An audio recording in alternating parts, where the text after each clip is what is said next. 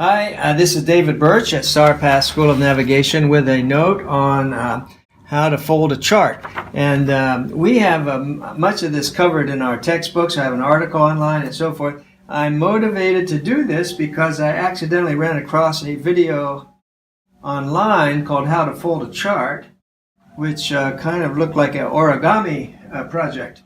More than chart folding. So let me just show you what I think is probably, and again, I have to say, you ask 12 people, 12 navigators how to fold a chart, you may get 12 different answers. So let me boldly, with that in mind, go on and say what's the right way to do it.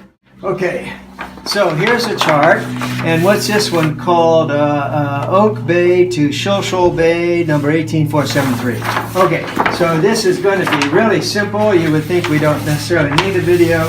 I fold it in half with the inside of the chart. This don't have to be creased really hard. And then I fold it again this way. And so they're lined up, and try to keep them square like that, and then like this, and then that's that. And then what we want to do is write the number that it was 18473, Oak Bay to Shoal Bay. So then you just take a Sharpie or something, 18473, Oak Bay to Shoal. And that's that. Then that chart is folded and ready to go. And now the virtue of this method is for storing the charts and being able to find them when you need them. Now, I should back up too and say one more thing. If you only have one or two charts on the boat, then it obviously doesn't matter at all how you fold the charts. It's not a big deal. You open your chart, you use it, and you put the chart away, you fold it however you like. It doesn't matter. The method that I'm discussing here as being important is when you have a lot of charts on the boat for a long trip, or for not necessarily a long trip, but you've got a summer of sailing many different directions from your neighborhood, and you end up with a lot of charts on the boat. And so the idea of folding them this way is that when you stack them up in order according to the chart number, then in your stack, then each chart presents only one corner to you. If you try to, these charts actually have a nice, they almost imply you should do it some other way because they put a nice big number in the corner and so forth. But that makes it, this is the only way to do that. If you try to do it this way, this is just a mess. You can never find anything.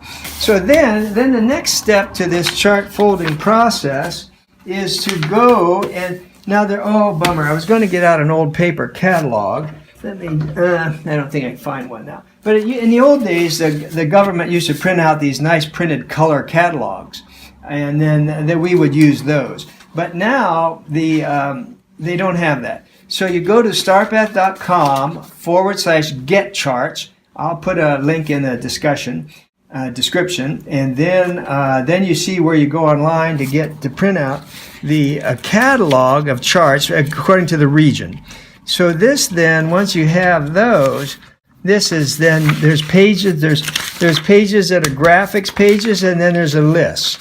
And then what you do is you take this list of charts that you've got on the boat that are stacked up this way, and then you mark them on here and on here. So then you can always know at a glance what charts you have, and you'll know easily where to find them here. And then if you need to know chart 19, you say you want, 19357, you would just go in here, 19358, 19357. Wahoo! When you find your chart, you use it. After you use it, you just put it away, back in order. So that's the method. I want to mention that's the whole thing on the chart plotting. And then these you would put in like a garbage bag or something, in a plastic garbage bag, and they could go under a settee or stored somewhere, and you can have a lot of charts and they're organized.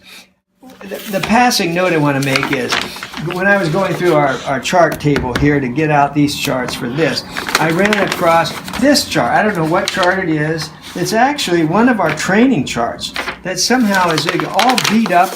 Look at that.